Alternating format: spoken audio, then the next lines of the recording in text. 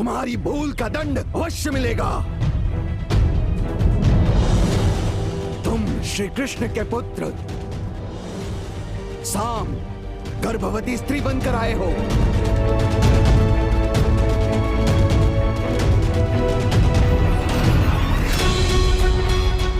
हमें क्षमा कर दें शिवा, हमसे बहुत बड़ी गलती हुई।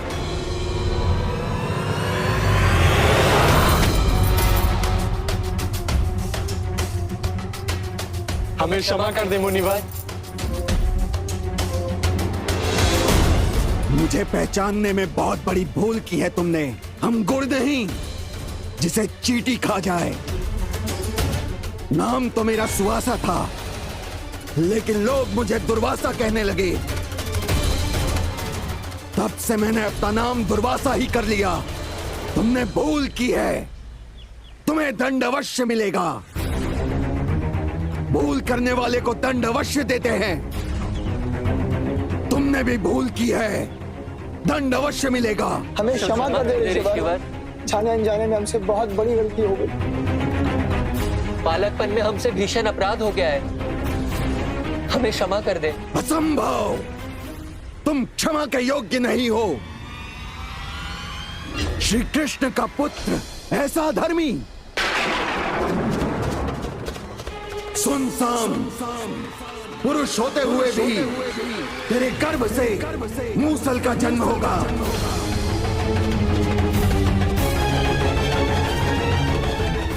और वो असाधारण मूसल पूरे यदुवंश को समाप्त कर देगी।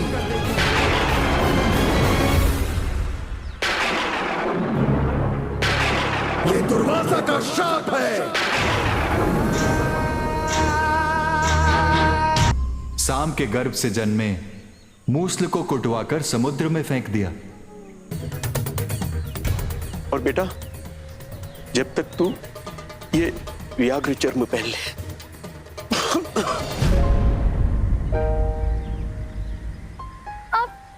आप चल सकते हैं बाबा।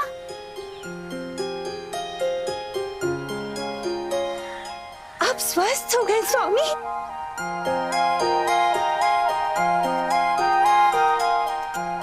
सब भगवान की माया है।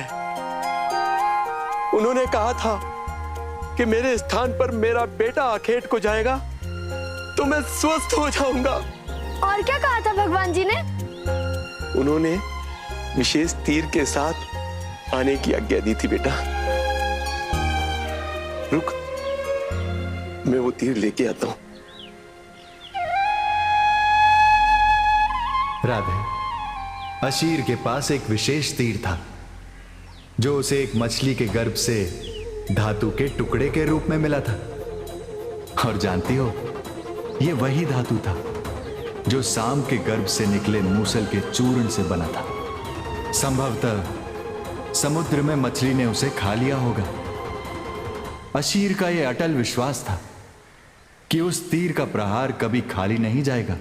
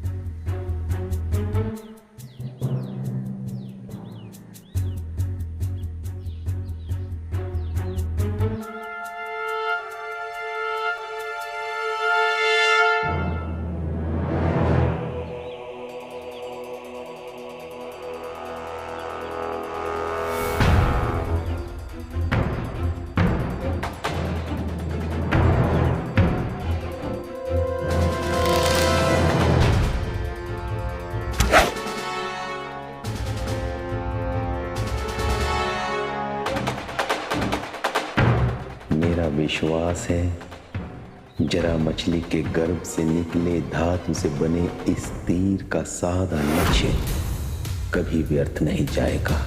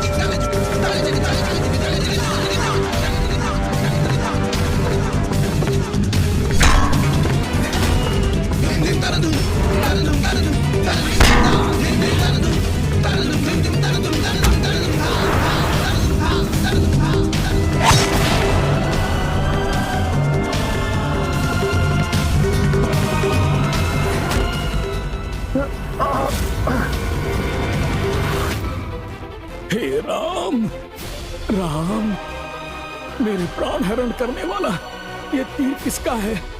किसने मुझे छुप कर मारा? कौन है वो मर्यादाहीन जो वीरता को कलंकित कर रहा है?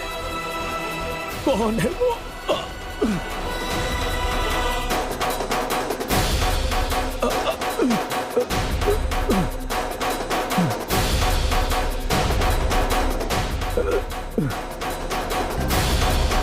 रघुकुल भूषण श्री राम, आपने मुझे छुप कर मारा, लेकिन मैंने तो सुना था कि आप मर्यादा के रक्षक हैं। फिर मैं आपका शत्रु कैसे हो गया?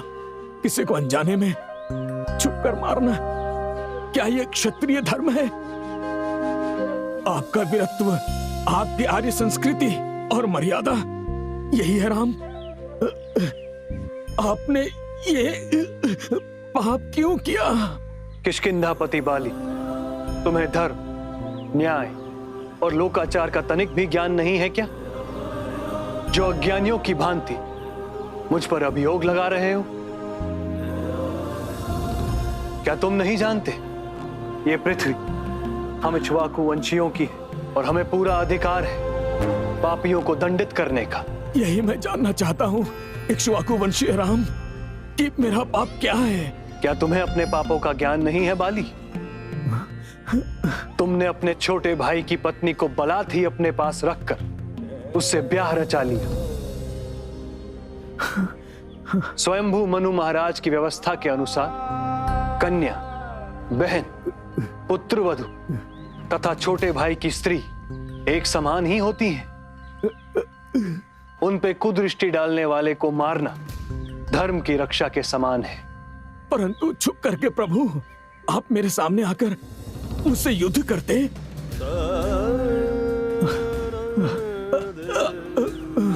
महायोद्धा बाली, तुम्हें छिपकर मारना मेरी विवशता थी। तुम वीरता से नहीं, इस वरदानी रत्नमाला के कारण तुम्हारे सामने युद्ध भावना से आने वाले का आधा बल खींचकर विजयी होते रहे। इसी कारण मुझे छुपकर तुम पर प्रहार करना पड़ा, क्योंकि मुझे तुम्हारे अधर्म और अन्याय का अंत करना था। फिर भी मुझ पर तुम्हारा ये ऋण है। इस ऋण को मैं अपने साथ ही लेकर जाऊंगा और समय आने पर तुम्हारा ये ऋण अवश्य चुकाऊंगा।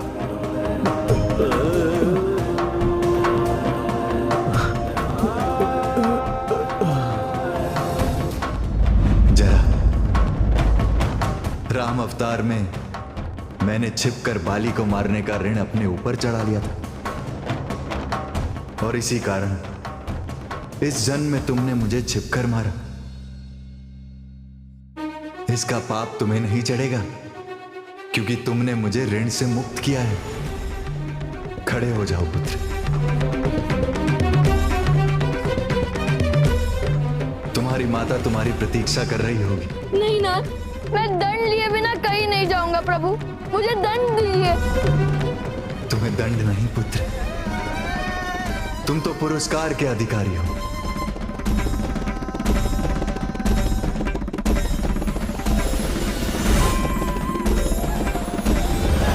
साक्षात राधे कृष्ण का साकार ग्रंथ अवतार है।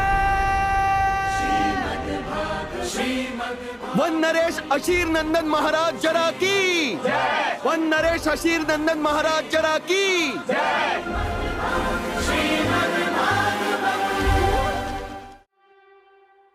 अनसुलझे जिन प्रश्नों की जिज्ञासा में संसार लगा, ज्ञान की गंगा श्रीमद् भागवत जो डूबा सो पार लगा। श्रीमद् भागवत, श्रीमद् भागवत, श्रीमद् भागवत, श्रीमद्